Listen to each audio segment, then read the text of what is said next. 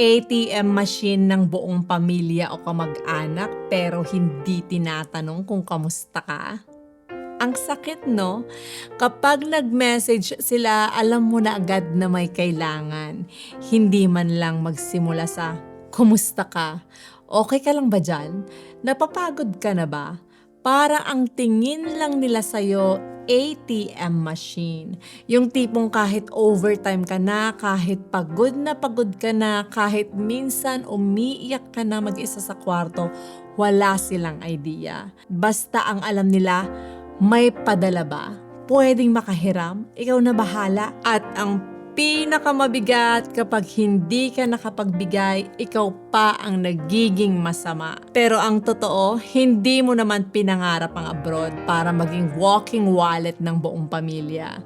Umalis ka kasi may pangarap ka rin. May sarili ka ring buhay. May sarili ka ring pagod, problema at mental breakdown na hindi mo sinasabi. Nakakatuwa minsan, yung mga taong hindi nangangamusta, sila pa yung unang nagtatampo pag wala ka ng maibigay. Kaya sa lahat ng OFW or breadwinner na tahimik lang lumalaban, I hope one day may magtanong din sa'yo ng, ikaw, kamusta ka naman? Kasi minsan, yun lang talaga ang gusto mong marinig. Na-experience mo na rin bang kausapin ka lang kapag may kailangan? Anong pinakamasakit na linyang narinig mo bilang breadwinner or OFW?